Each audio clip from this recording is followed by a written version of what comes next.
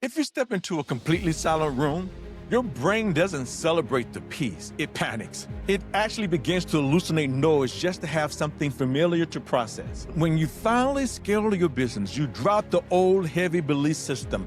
The friction stops, but your nervous system is addicted to stress. It registers that quiet vacuum as a life-threatening predator. You're literally looking for something to break, to micromanage, to sabotage, just to keep your familiar hit of cortisol. Stop fighting your breakthrough. In episode 125, we map out how to survive the silence of high-level leverage. Stream it now. Be legit.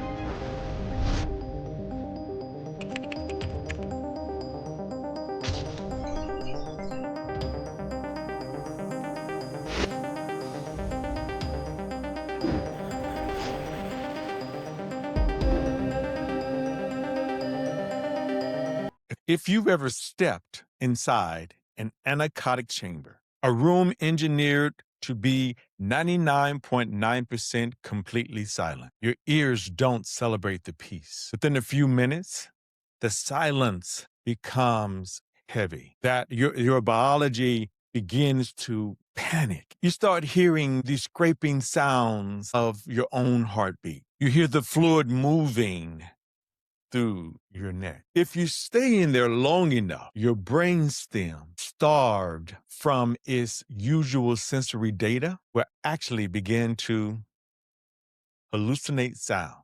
It will invent phantoms and sirens and noise out of thin air. Why? Because human biology cannot tolerate an unanchored vacuum. As an elite leader, you spent years, maybe decades, praying for a breakthrough. You prayed for that day that the operation of fires would stop, the day that your revenue ceiling would finally snap, or even the day you could drop the weight of old restrictive beliefs that kind of kept you playing small. And then it happens. You perform the subconscious subtraction. You work with us to do the surgery. You cleared the trauma. You finally expand your paradigm. The old structure collapses. The friction disappears. And instead of feeling ecstatic, you feel an icy,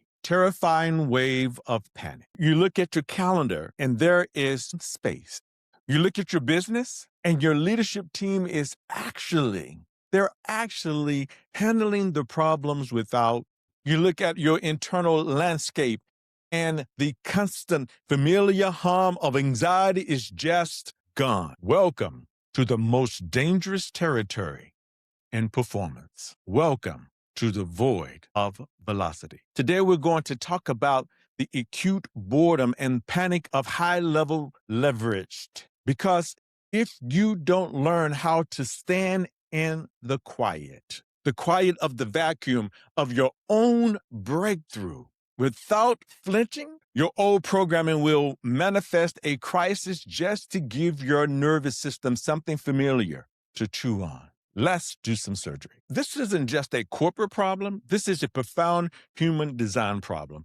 I watched this pattern play out with elite founders across the board. We look at a leader like Kerry Siggins, who I coached not too long ago, someone who achieved high momentum and operational breakthroughs, stepped into this massive leverage, and suddenly had to confront the jarring reality of a clean, unburdened space. I felt it personally, and I see it constantly with clients who untangle themselves with old legalistic spiritual frameworks.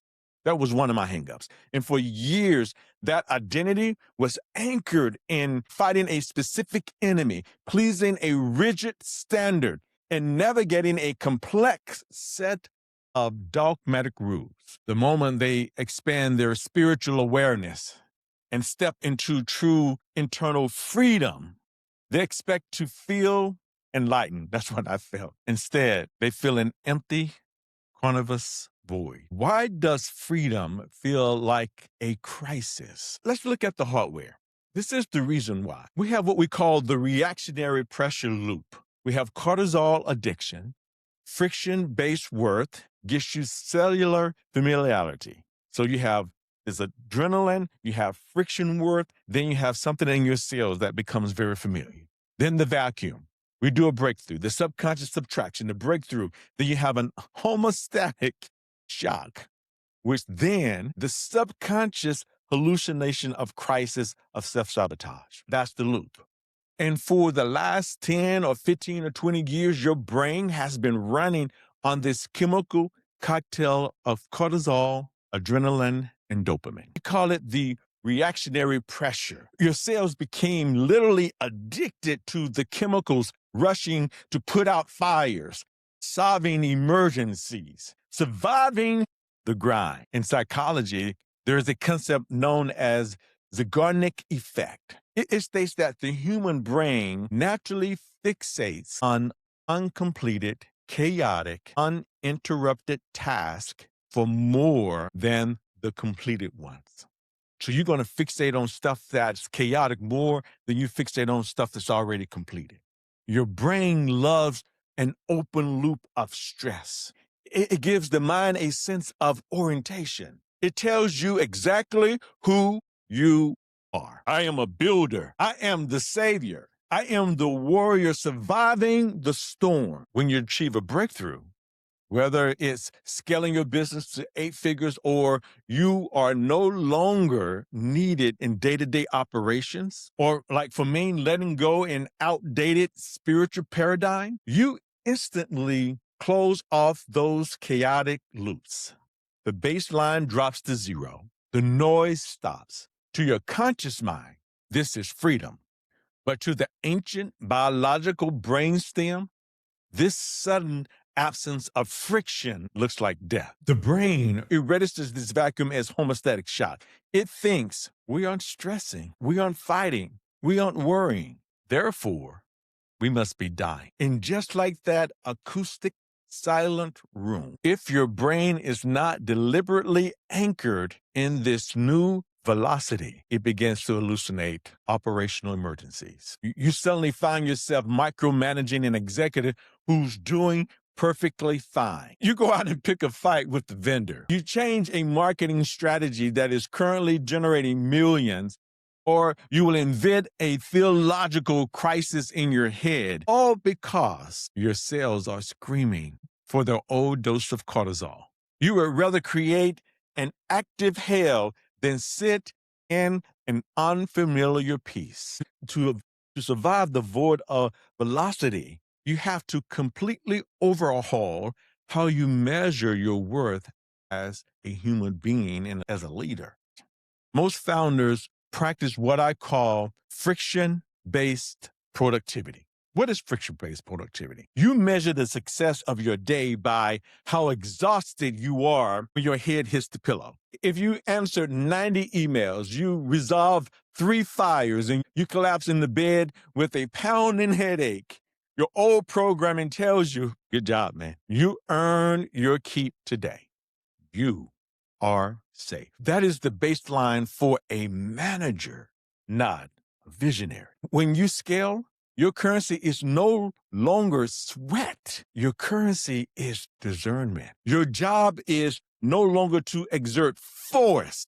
Your job is to project pure intent. The reality of leverage, one clear, unburdened decision made from the total of a state of total lightness will create more exponential revenue for your organization than 6 months of frantic 14-hour workdays. You cannot make a pure, high-leverage decision if you have expanded your spiritual beliefs or your business scales and you feel the void. You want to reframe it immediately. That void is a sign of lack. It's not emptiness. The void is the clean canvas of your next legacy. When you let go of the old belief systems and the old operation model, the space left behind feels heavy because you haven't learned how to actually paint on a clean canvas yet. You are used to a canvas that is already crowded and with noise. So How do we anchor ourselves? How do we stop our biology from turning back the clock? We implement a daily physical and psychological protocol. That's how we do it. And here's how we stabilize your hardware using bespoke daily mental supplements. When we work together, I create for you a bespoke daily mental supplement. These are specific protocols. These are specific meditations designed specifically for you. Basically, they are specifically configured for the void of velocity. So step number 1 is the friction audit. Every morning, look at your calendar. If you see an open 2-hour block, notice the immediate visceral response in your body. Does your chest tighten? Do you feel an impulse to open Slack or check the metrics? Label it. Say it out loud. My biology is reacting to friction. I'm choosing velocity instead. You have to intercept that somatic pattern before it drives your behavior. Step number 2, redefine the day's wins. Stop listing 20 tactical tasks on your desk. What is the single highest leverage thought, relationship, or decision that requires your absolute presence today? If you protect the clarity of that one thing, that one idea, your day is 100% win. Even if you spent the other 6 hours walking in the woods or staring at the ceiling in deep reflection. Step number 3 is somatic anchoring of lightness. When the anxiety of the void creeps in, which it usually does, you must kind of teach your nervous system that peace is safe. Sit in the quiet, drop your shoulder, let the space expand, breathe through the urge to fix, to check, or control. What are you doing here? You are actually training your cells to realize that you can be highly successful without being highly stressed. If you're sitting in the void right now, whether you're looking at an empty corporate calendar because your team is finally running the machine, or you're looking at a quiet internal space because you finally let go of the old heavy dogmas that no longer serve you, don't panic. And above all, do not turn backward to the familiar cave just because you know how the bars feel. You prayed for this space. You worked for this lightness. Now, have the courage to inhabit it. Your business, your family, your soul do not need you broken.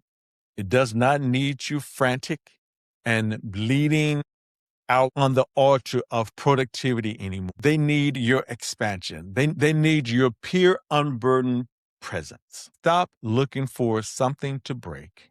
Trust the machine you've built. Trust the spirit within you. Expand your capacity with ease. If you are a 7 or 8-figure founder and you recognize that you are currently in a homeostatic self-sabotage loop, if you're in constant crisis, inventing crisis, because you don't know how to handle the quiet of your own scale, let's fix the hardware.